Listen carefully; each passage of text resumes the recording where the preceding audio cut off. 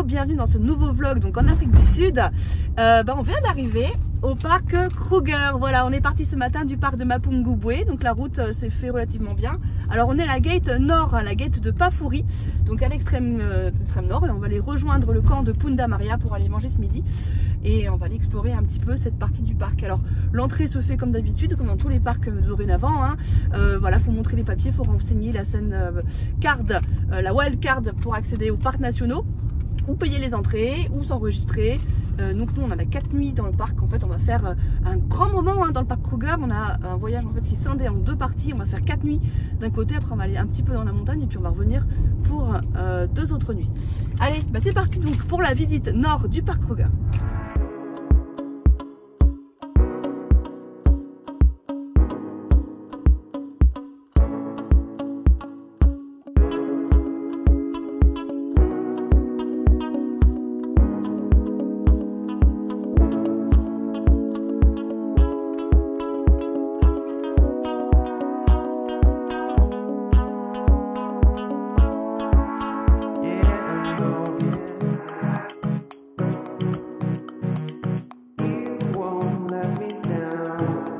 On vient de bifurquer de la route principale, on va aller se rendre vers la Pafuri Border parce qu'en fait il y a une petite boucle très jolie à faire et à peine on a quitté la route que déjà une effervescence d'animaux, il y en a partout, la densité est folle.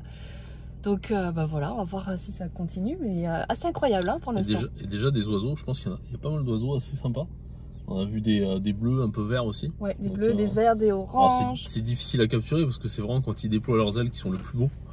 Mais bon, on va faire notre mieux. Et il faut savoir que cette partie nord du parc n'est pas forcément réputée pour les gros mammifères, mais plus justement pour les oiseaux.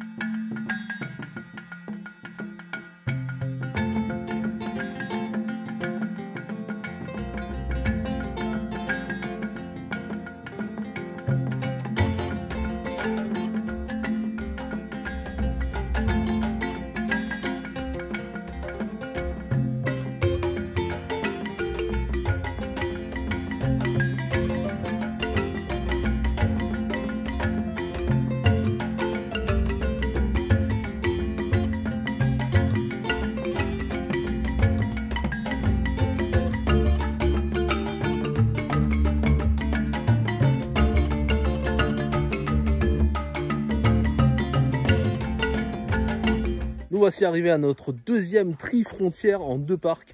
Cette fois, c'est entre le Zimbabwe, le Mozambique et l'Afrique du Sud. Toujours au niveau d'un delta de rivière. Et cette fois-ci, nouveauté, on a des hippopotames.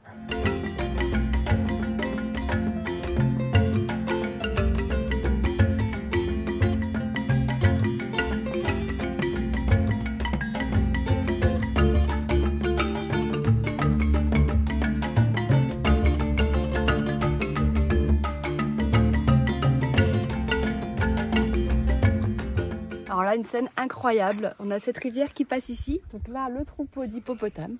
Dans l'eau, en fait, il y a plein de crocodiles. On a des petits modèles qui sont... Alors, il y en a quelques-uns sur le rivage. Il y en a plein dans le fond de l'eau. On voit les ombres. Et tout à l'heure, il y a eu un petit crocodile qui a essayé d'attraper quelque chose. Je pense pas que ce soit un hippo parce que c'est trop gros. Mais il y a eu bataille. Ensuite, on a un potamochère qui est en train de tranquillement de s'abreuver en bas. Derrière là, on a un énorme crocodile sur la berge. Et voilà, cet endroit est juste fascinant.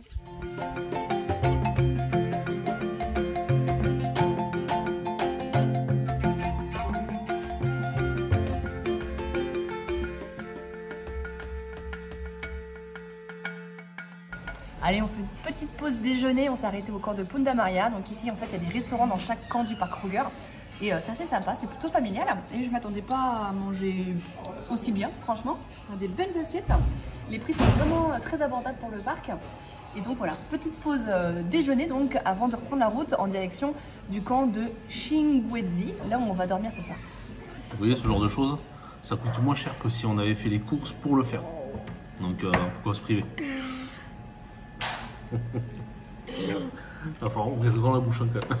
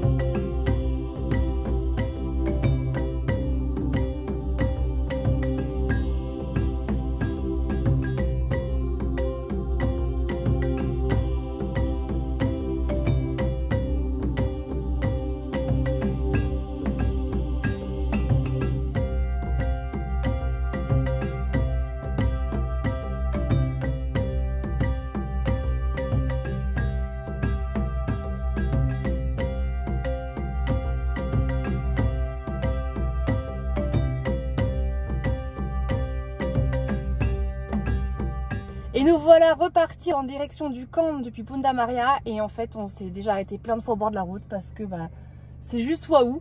Tout à l'heure, on a eu ces éléphants qui s'abreuvaient à un point d'eau en groupe absolument magnifique. Et là, on a une scène, c'est vraiment un tableau. On a plusieurs espèces, on a des éléphants, des buffles, je pense des impalas, on a des phacochères et je suis sûre qu'il y a d'autres espèces encore qui cohabitent autour de ce point d'eau.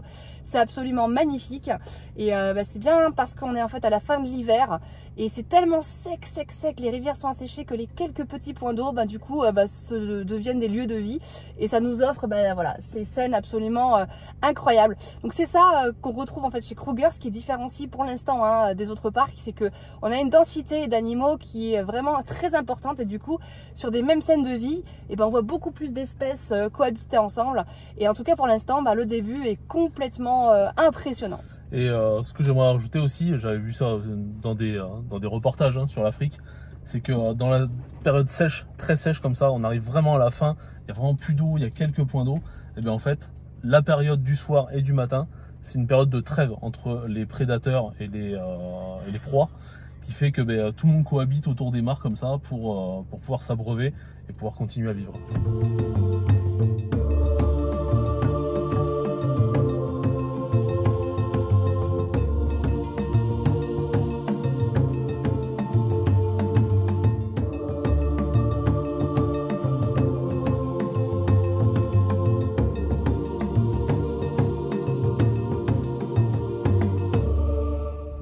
Pépère là qui est au milieu du chemin, sachant qu'il nous reste 45 minutes de route et on a 55 minutes devant nous pour arriver au camping avant que le camping ferme, oui parce qu'il ferme à 18 h, donc voilà, dernier délai, et il est 5h05, enfin 17h05 et lui il s'arrose, voilà, il s'arrose de poussière, il est bien et nous on est là et il faut qu'on attende, on va pas les déranger bien entendu, priorité aux animaux. Mais c'est stressant. Allez, on se sort.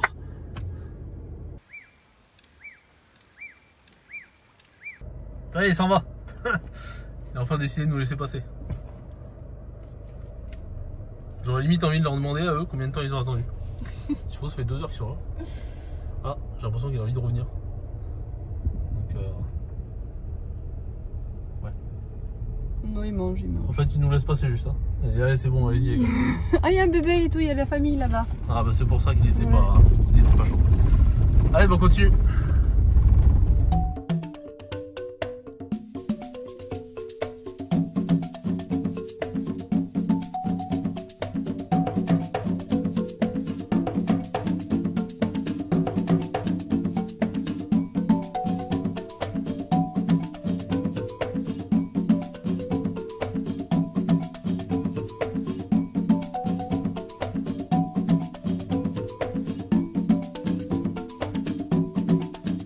Voici arrivé donc à Kruger, à notre logement à Kruger, le logement le plus important. Comment il s'appelle déjà? Shingwedzi. Voilà. Si on a tort, on le met en dessous. Bref. Et donc voilà, cuisine extérieure. Il y a moyen de faire un petit feu dehors. Voilà, jusque là c'est sympa. Par contre, quand on rentre à l'intérieur, mon Dieu, j'étais pas prêt, Sandrine m'a pas prévenu. Mais voilà, donc bienvenue au dispensaire. Mettez-vous dans votre lit, une infirmière va arriver. Vous tenez votre perche à perfusion. Non, mais non. Ah non, mais moi ça me fait ça. Je vois ça. C'est des camps de brousse en fait. C'est vrai, en plus il y a des draps un peu kaki, ça fait brousse et tout. Ouais, ça fait hôpital d'armée. Logement colonial, c'est le style, voilà. Ouais. Kruger c'est un peu ça. Moi je savais que c'est moins stylé que ce qu'on avait eu. En tout cas, voilà, soyez prêts. Soyez prêts à avoir des logements qui sont vraiment pas glop, comme les deux précédents. Les deux précédents qui étaient vraiment super sympas, en bois, avec machin. On se sentait vraiment dans la nature. Là, on est vraiment dans le parc le plus grand d'Afrique du Sud, peut-être un des plus connus au monde. Et c'est colonial. Et c'est voilà, on est un petit peu parqué. Voilà, c'est comme ça. Allez, on va passer sur cette mauvaise note, pour moi en tout cas, dans le parc de Kruger. Et puis on va repartir demain pour aller continuer notre exploration. Objectif cheetah. Cheetah, c'est quoi? C'est guépard, léopard, lion, enfin bref, les félins, rhinocéros. On verra si on arrive à trouver notre bonheur.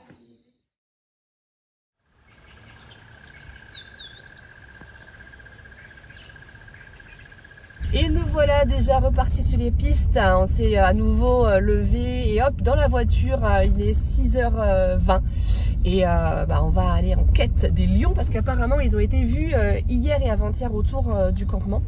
Donc voilà, j'espère qu'on va en voir. En tout cas, ici en Afrique du Sud, en fait, il y a vraiment deux périodes pour voir les animaux. C'est soit très tôt le matin, soit très tard le soir. Donc c'est pour ça que ce sont vraiment les deux horaires où il faut être sur les routes. Et puis en fait, donc là on se lève, on y va et puis on mange après.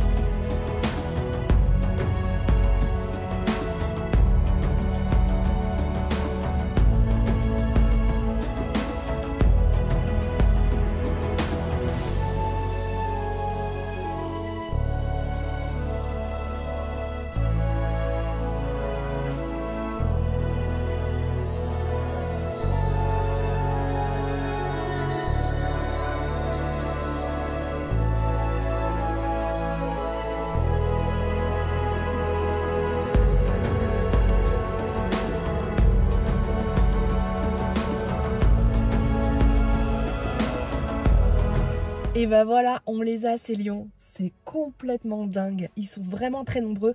Ici à cet endroit dans la rivière, en fait, il y a des petites poches d'eau qui restent. Et donc il y a tout un vivier d'animaux, y compris les lions qui ont dû chasser cette nuit. Parce qu'il y a des carcasses, il y a une carcasse de crocodile, on a vu un lion tout à l'heure qui était en train un petit peu de manger. Carcasse de zèbre. Zèbre, je sais pas trop, si, c'est un zèbre. Ouais, c'est un zèbre. Et puis en fait là il y a tout le reste de la tribu. Donc il y a des grands mâles, il y a des femelles, on n'a pas vu d'enfants. Il y avait des lions qui marchaient un peu le long de la berge. Alors ceux-là ils sont un peu loin, mais tout à l'heure on les voyait vraiment bien. Ils étaient quand même proches à l'œil nu, on les voyait vraiment bien. Donc complètement dingue. Je pense qu'en fait ils ont mangé cette nuit, je sais pas, ou ce matin très tôt. Et là ils sont repus, donc du coup ils vont se mettre un petit peu en haut de la colline là et hop, ils font la sieste. Il y en avait qui étaient en train de jouer, etc. Enfin c'était trop bien, trop bien.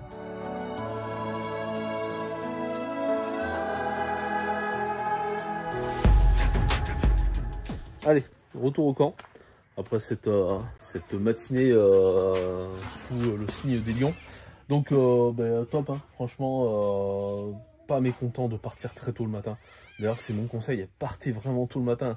Tant pis, je sais c'est les vacances, mais c'est là que ça se gagne en fait. Hein. Vous voyez, on a vu plein de gens arriver bien après que les lions aient fini de grignoter un petit peu la carcasse de crocodile, de jouer dans la poussière, etc. Et après, ils sont vraiment partis sur leur colline. Et en fait, tous les gens qu'on a vu arriver, trop tard. Les gars, il est 7h30, c'est trop tard. Vous avez tout loupé. Et c'est dommage. C'est dommage de venir jusqu'ici et de se louper à une demi-heure près un spectacle absolument grandiose. Donc voilà. Allez, nous on est de retour ici. On va manger vite fait. On va empaqueter tout ça. On va se diriger ensuite vers le prochain lodge, vers le prochain camp, où il n'y aura rien. Il n'y aura pas de réseau. Déjà ici, il n'y a pas vraiment de réseau. Pas de réseau, pas d'électricité. Je crois qu'il y a de l'eau quand même. Et ça va être très rudimentaire. Et en route, et bien safari, bien entendu.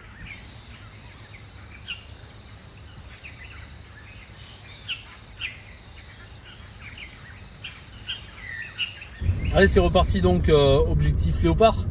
On sait qu'il y a des gens qui en ont vu hier dans le coin vers lequel on va là.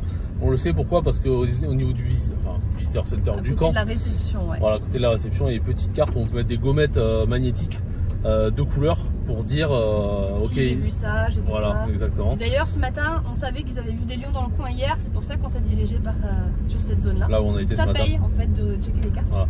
Sauf les rhinocéros où ils enlèvent les gommettes plus, ouais, voilà, pour éviter les braconniers. Donc voilà, donc on est parti par là. De toute façon, là on va viser surtout tout ce qui est point d'eau. Hein. Oui. À la base, on a visé cette saison pour justement avoir tous les animaux qui se rejoignent au niveau des points d'eau, l'eau étant rare.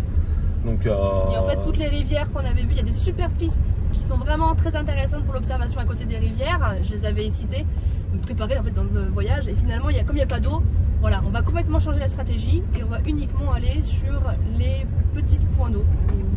Ouais, on verra. Allez, objectif léopard.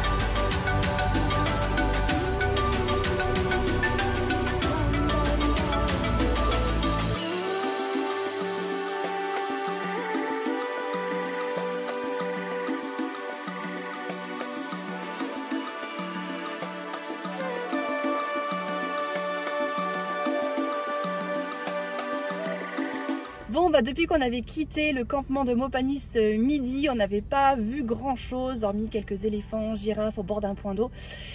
Et du coup, on a pris la route direction notre camp de ce soir, le camp de Chimuwini. Alors, c'est un camp un peu spécial. C'est un camp vraiment très isolé. Il n'y a qu'une dizaine de petites habitations. On a vu quelque chose.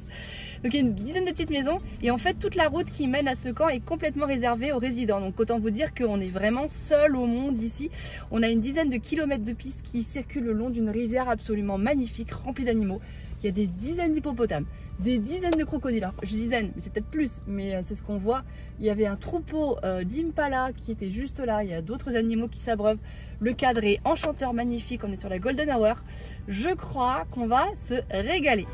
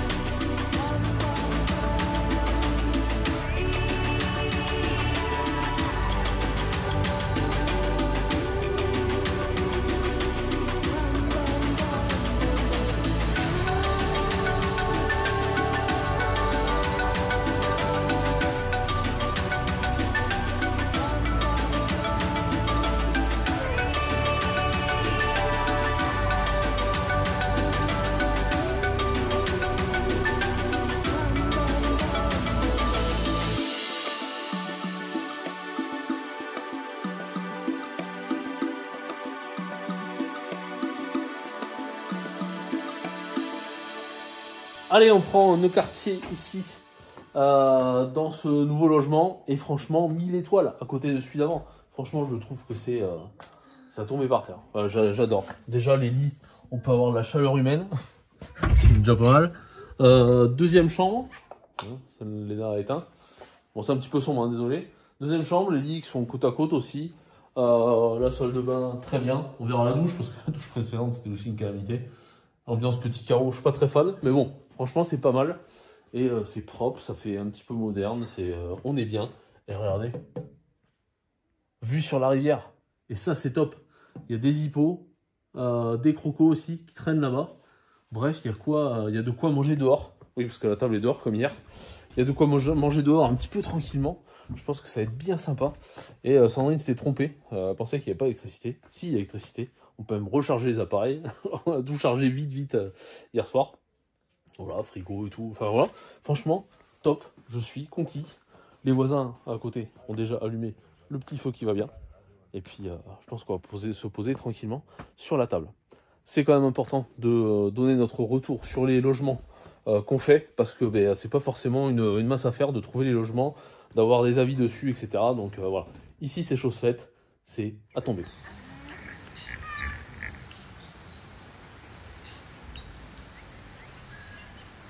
Et voici un mini baobab. Donc mini baobab deviendra grand. Alors je sais pas combien de temps ça met à bien grandir les baobabs. Et c'est vrai que c'est impressionnant. Hein. On passe à côté de certains des fois. C'est monstrueux. Voilà. Mais regardez, hein, quelle ambiance quoi. Quelle ambiance avec les... il va y avoir des bruits d'hippo toute la nuit. Ça va être bien. Je sais pas si vous entendez. Vous dirait qu'il se marre. Chouette. Et en plus il y a une cache à oiseaux là. On va aller faire un petit tour.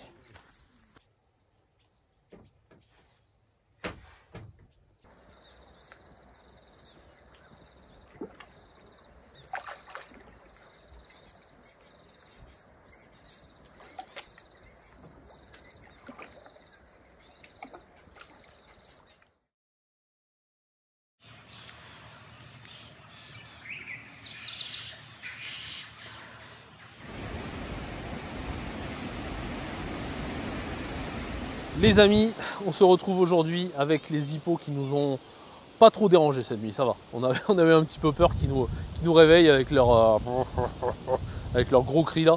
Mais finalement ça va, ils ont été quand même assez calmes. Ils nous ont réveillés une fois, voilà c'est tout, c'est quand même bien.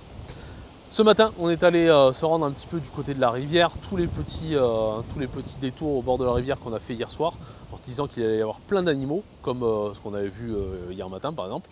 Et bien pas du tout, les animaux étaient complètement absents, donc c'était assez étonnant.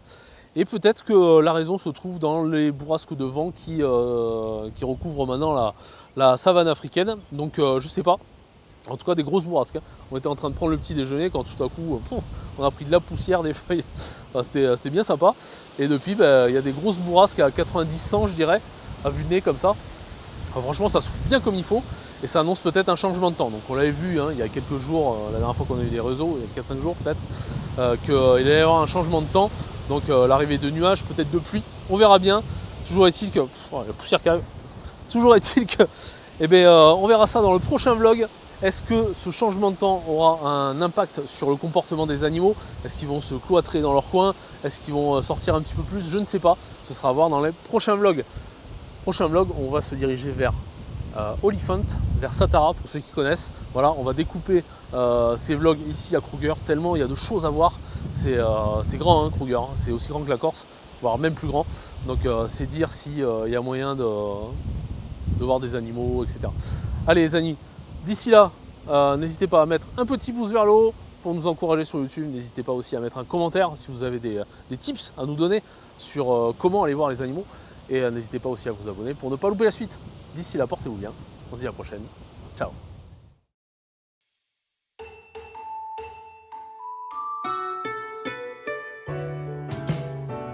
Après le frisson du léopard, est-ce qu'on va avoir le frisson du guépard?